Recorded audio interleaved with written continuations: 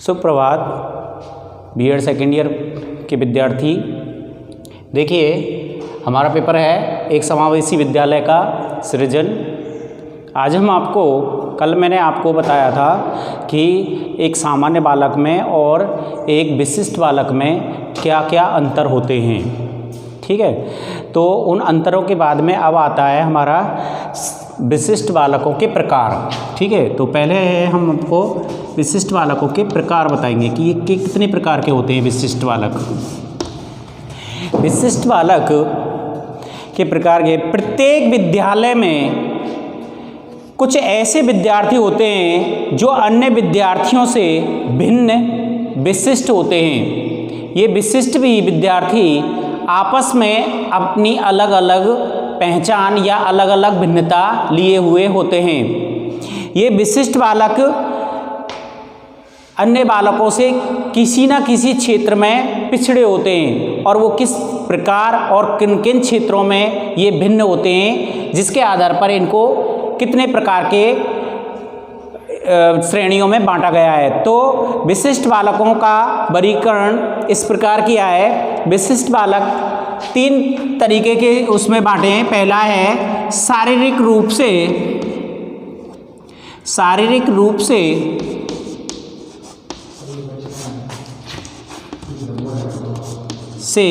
विशिष्ट बालक।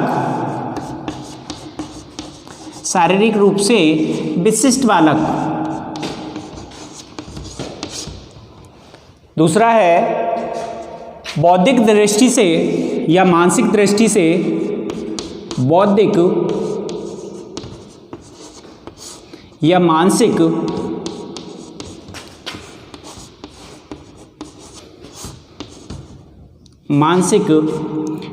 दृष्टि से विशिष्ट बालक।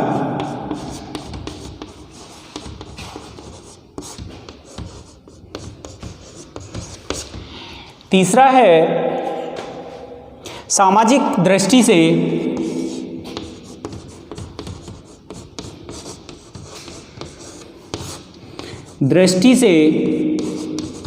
विशिष्ट बालक।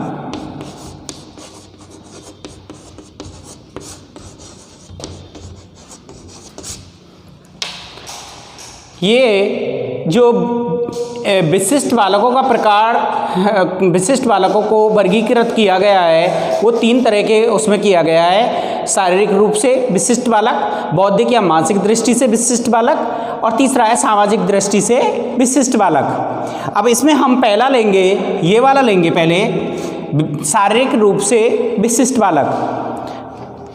मैं इनको बाद में बताऊंगा, पहले इसको बताता हूँ। देखिए, शारीरिक रूप से विशिष्ट बालक जो हैं वो मुख्यतः इनको भी चार भागों में बांटा गया है। इनको भी मैं चार भागों में बता देता हूँ एक बार। वो कैसे?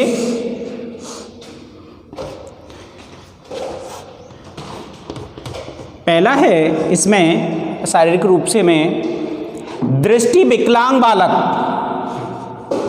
दृष्टि विकलांग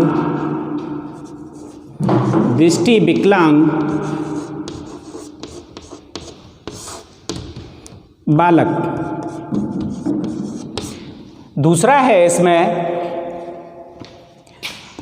वाणी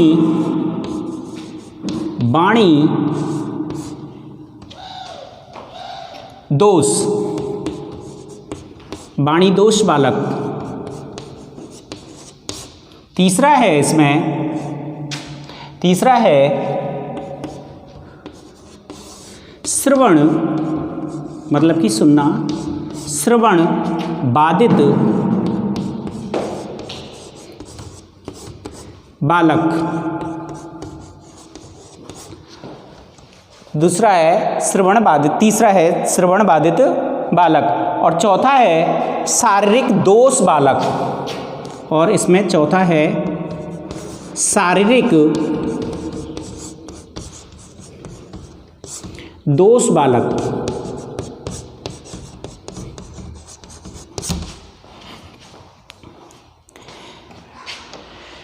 शारीरिक दोष बालक जो होते हैं इसको भी थोड़ा सा मैं आपको एक बार क्लियर करा दूं। शारीरिक दोष वाले बालक को हमने एक दो उसमें बांटा गया है। इसको मैं आपको एक बार इससे साफ करके शारीरिक दोष वाले को और एक बार बता देता हूं थोड़ा सा, जो आपको लगेगा कि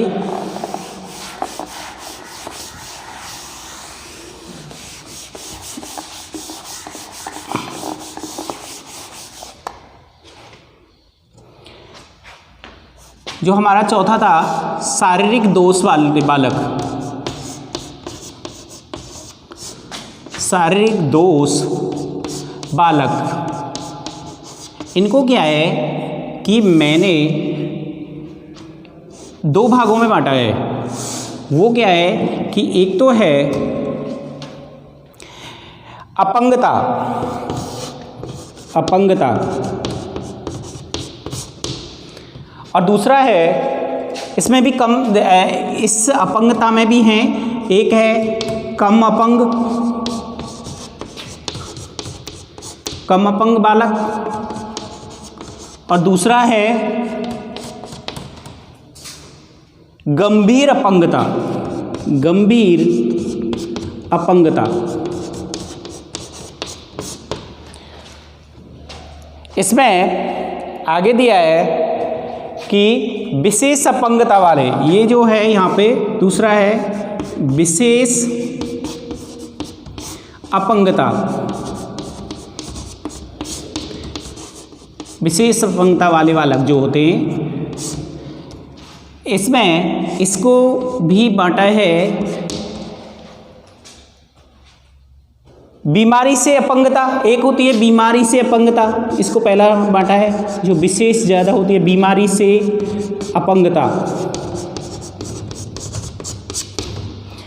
दूसरा है इसमें पैर जुड़े हुए, जुड़े पैर वाले भी, जुड़े पैर। इसमें मैं आपको तीसरा और बताता हूँ, मांसपेशी,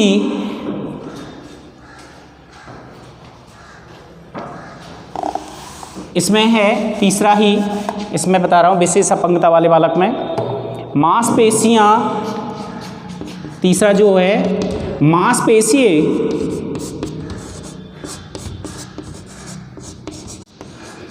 दुर्घटना के कारण अपंगता। आगे है अंगभंग, अंगभंग किसी भी बॉडी के पार्ट्स का अलग हो जाना। और लास्ट है इसमें मस्तिष्क लकवा, माइंड का लकवा। इसमें मैं आपको शारीरिक दृष्टि से विशिष्ट बालकों में जो मैंने आपको बताया था कि अंधे, मतलब कि मैंने आपको बताया दृष्टि विकलांग बालक, जो दृष्टि विकलांग बालक हैं मैं उनको आपको क्लियर कराता हूँ। अब धीरे धीरे इन सबको एक एक करके क्लियर कराऊंगा।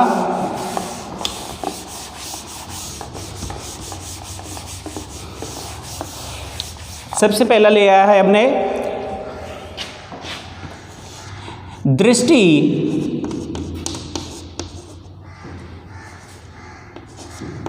दृष्टि दोष वाले बालक।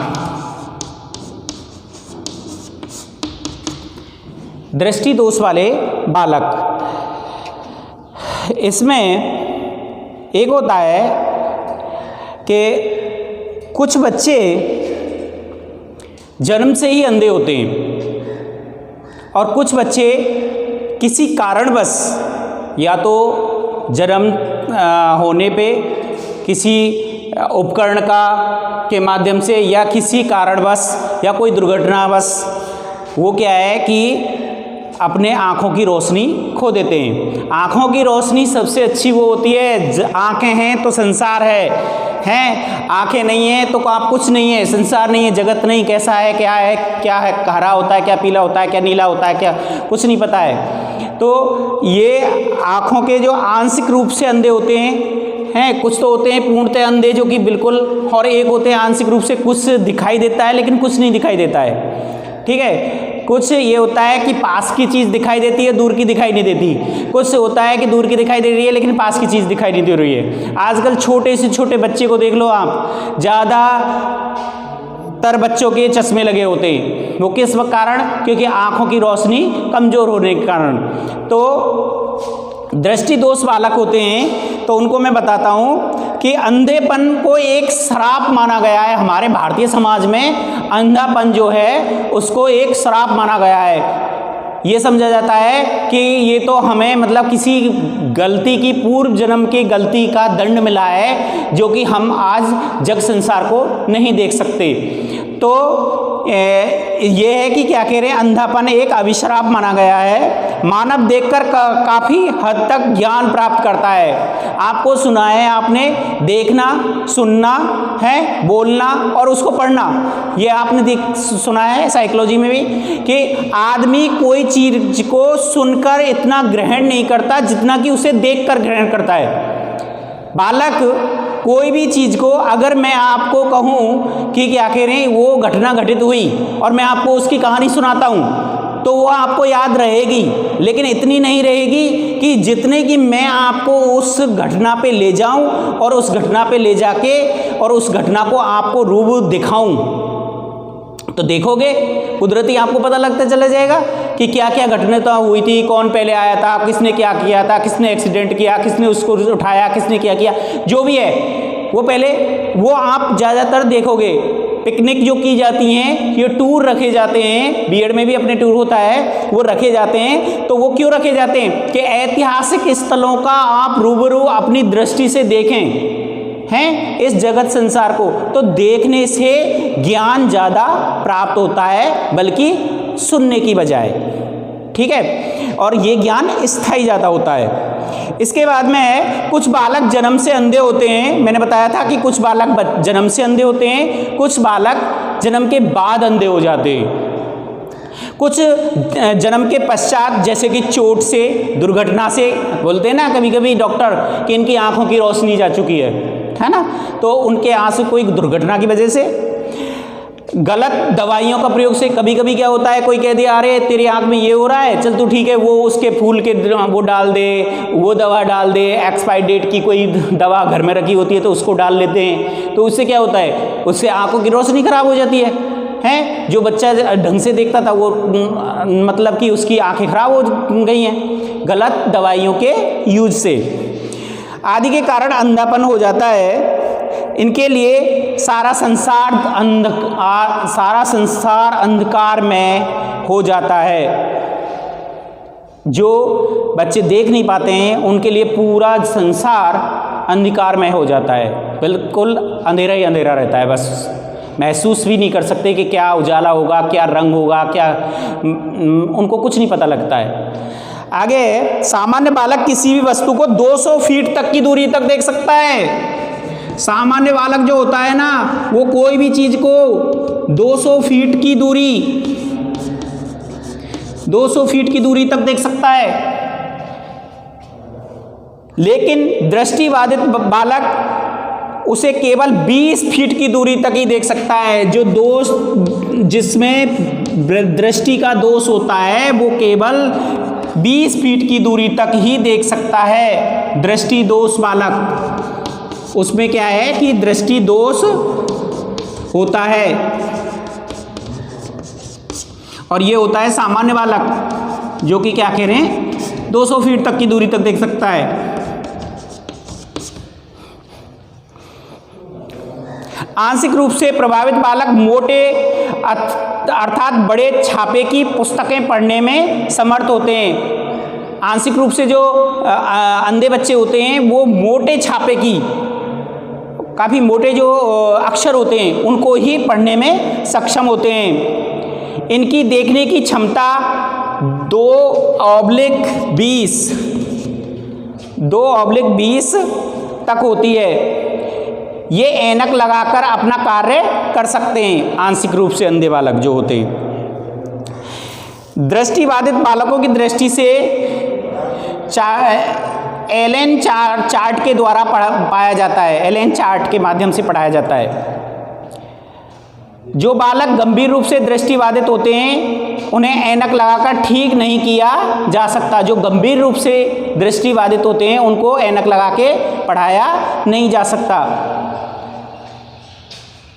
उन बालकों को सामान्य बालकों के साथ नहीं पढ़ाया जा सकता। उनकी काफ़ी परेशानियों का सामना करना पड़ता है। उन बालकों को काफ़ी समस्याओं का सामना करना पड़ता है। उनको ब्रेल लिपि किससे? ब्रेल लिपि। ये ब्रेल लिपि क्या होती है? ब्रेल लिपि होती है कि कुछ अक्षर बने होते हैं जो कि क्या करें, उनको उंगलियों के माध्यम से कि ये आ अक्षर बना हुआ है, इस तरीक़ा से बच्चा महसूस करता है कि ये अक्षर आ बना हुआ है, ये बा बना हुआ है, ये इस तरीक़ा से। तो ब्रेल जो होती है, लिपि होती है, या बोलने वाली किताब से पढ़ाया जाता है। बोलने वाली किताब भी होती है कि कुछ म्यूजिक होते हैं ना, आजकल इंस्ट्रूमेंट ऐसे चल गए हैं कि आपने लगा दिया और वो बोल रहा है, और बच्चा आँखों से, अंधा बच्चा है वो सुन रहा है। तो इस वजह से ब्रेल लिपि के माध्यम से, या वो किताब जो कि क्या करें, बोलने वाली हो, है जैसे टाइप रिकॉर्डर वगैरह या कोई वो होती है, उसमें कोई चीज़ के बारे में बोल रहे हैं और बच्चे सुन रहे हैं, तो उसके माध्यम से इन बालकों को, दृष्टिबाधित बालकों को पढ़ाया जा सकता है। इसमें और भी है कि ब्रेल लिपि या बोलने वाली किताब के अलावा आंशिक रूप से अंधे बालकों को मोटे प्रिंट की किताबें, ये तो छोटे प्रिंट की अपन जो पढ़ते हैं, लेकिन कभी कभी क्या है, मोटे मोटे प्रिंट की आती हैं किताबें जो कि कम दिखाई देता है उनको, उन बालकों को उन किताबों के माध्यम से पढ़ाया जा सकता है। तो ये हमारे दृष्टिबाधित बालकों के बारे में मैंने आपको बताया कि दृष्टिबाधित बालकों को इस आधार पर ऐसे पढ़ाया जा सकता है। ये विशिष्ट बालकों की श्रेणी में आते हैं। शारीरिक रूप से जो प्रकार बांटे थे ना, तो वो शारीरिक दृष्टि से जो थे। अगला है वाणी दोष। अगला है वाणी दोष बालक जो होते हैं, वाणी दोष बालक। वाणी दोष बालक क्या होते हैं? देखिए, वाणी दोष बोलने की, अच्छा कभी कभी क्या होता है, कोई बालक जन्म से ही ऐसा होता है कि जल्दी से शब्दों को ग्रहण कर लेता है और जल्दी से बोलना सीख जाता है। कभी कभी क्या होता है कि छोटे बालक को, जो कि क्या कहें, बाल्यावस्था में होता है, जो वो नहीं बोल पाता है या शारीरिक अवस्था से ही वो नहीं बोल पाता है, तो उसके कहते हैं घर वाले या परिवार वाले, ये बोलना अभी सीखा ही नहीं है, तो वो क्या है कि उसके शुरू से ऐसी होती है। अच्छा, फिर क्या है कि कुछ बालक ऐसे होते हैं जो तुतला के बोलते हैं, कुछ बालक ऐसे होते हैं जो हकला के बोलते हैं, कुछ बालक ऐसे होते हैं जो काफ़ी देर तक में बोलते हैं, एक शब्द को एक साथ बोल दिया, फिर उसके बाद में काफ़ी टाइम लिया और उसके बाद में फिर बोले, ठीक है, या एक शब्द निकाल दिया उसके बाद में बोले ही नहीं, ठीक है। तो ये भी एक दोष होता है। या बोलना कुछ चाह रहे हैं, शब्दों को बोलना चाह रहे हैं लेकिन कुछ निकल रहा है उनके, तो वो वाणी दोष में आते हैं। मैं वाणी दोष को आपको और बताता हूँ।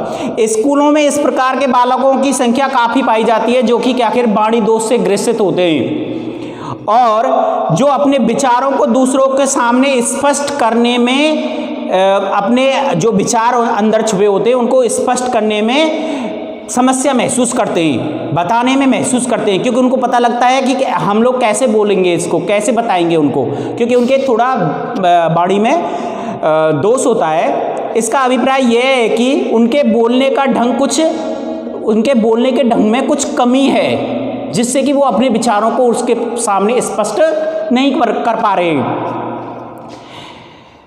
2 या 3 कुछ बालक ऐसे भी होते हैं जो कि रुक रुक के बोलते हैं, और कुछ बालक ऐसे होते हैं 2-3 शब्द बोल दिए और उसके बाद में बहुत समय लिया और उसके बाद में बोले, तो ये भी एक वाणी दोष है। कई बार बोलते बोलते चुप हो जाते हैं, ऐसे बालक भी होते हैं। और कभी कभी अटक अटक के बोलते हैं, कोई चीज़ को अटक अटक के बोलते हैं। और ऐसे बालकों को हम बाणी दोष वाले बालकों में आते हैं। ये बालक ये इस समस्या से ग्रसित होते हैं। तो इनके क्या है कि अच्छे जो दोष होते हैं वो क्या होते हैं, एक तो उच्चारण दोष होता है, उच्चारण करने में गलती करते हैं ये लोग। दूसरे होते हैं कि वाणी का प्रभाव, वाणी मतलब बहुत तेज के तो बहुत जोर से मतलब लगातार बोलते चले गए, और कहो तो एक बार एक शब्द बोल दिया उसके बाद में बोले ही नहीं, ये भी एक दोष होता है। एक होता है हकलाना, हकला के बोलना, कोई शब्द को या कोई बात को बताते समय हकलाना, उसका नाम हकला धर दिया जाता है। फिर आगे होता है अंगीय वाणी दोष है। अंगीय कोई अंग में खराबी हो सकता है, जीभ में कोई प्रॉब्लम हो या इसमें अपने कंठ में कोई प्रॉब्लम हो और दोष हो जाता है। वाणी दोष मैंने बता दिया, समस्या आवाज़ की समस्या होती है। अंगीय दोष होता है, कंठ में कोई प्रॉब्लम होती है, जीभ में कोई प्रॉब्लम होती है, तो इस वजह से बच्चा नहीं बोल पाता है। आवाज़ की समस्या होती है। कुछ बच्चे क्या है बात रखना चाहते हैं, बोलना चाहते हैं, लेकिन उनकी क्या है कभी कभी आवाज़ नहीं निकलती है। कहते हैं ना इसका गला बैठ रहा है, तो वो गला बैठने वाली बात होती है। वो आवाज़ तो बोल रहे हैं लेकिन कुछ इस तरीक़ा से बोल रहे हैं कि उनके शब्दों को पता नहीं लग पा रहा है कि क्या बोल रहा है। आवाज़ देंगे तो ऐसे देंगे जैसे कि गला हो, और जब कहेंगे तो क्या हुआ कि गला बैठ रहा है भाई मेरा, गला मैंने ठंडा पानी पी लिया या फ्रिज का पानी पी लिया, कभी कभी ये प्रॉब्लम हो जाती है। तो काफ़ी बालकों में वाणी दोष पाया जाता है। प्राय 100 बालकों के पीछे 3 बालक वाणी दोष से ग्रसित होते हैं। आपकी क्लास में अगर 100 बालक हैं तो उनमें से 3 बालक आपको ऐसे मिल जाएंगे जिनमें कि वाणी दोष होगा। ठीक है सर, आपकी बीएड की क्लास में अगर 100 बालक हैं तो उनमें से 3 बालक, अनुमान है कि 3 बालक जरूर क्या कह रहे हैं, वाणी दोष से ग्रसित मिल जाएंगे। माता पिता को इस ओर ध्यान देना चाहिए। मैंने बताया ना कि क्लास में अगर 100 बच्चे होते हैं तो उनमें 3 बच्चे ऐसे होते हैं कि वाणी दोष से रहित होते हैं, मतलब वाणी दोष से ग्रसित होते हैं, वाणी दोष से ग्रसित होते हैं। तो ये मैंने आपको बताया कि शारीरिक रूप से 2 प्रकार, मतलब कि शारीरिक रूप से बालक जो होते हैं, विशिष्ट बालक होते हैं, वो एक तो होते हैं दृष्टिबाधित बालक और दूसरे होते हैं वाणी बाधित या वाणी दोष बालक। ठीक है, इसके बाद में मैं आपको कल बताऊंगा कि आगे और कौन कौन से शारीरिक रूप से कौन कौन से विशिष्ट बालक होते हैं। ठीक है, धन्यवाद।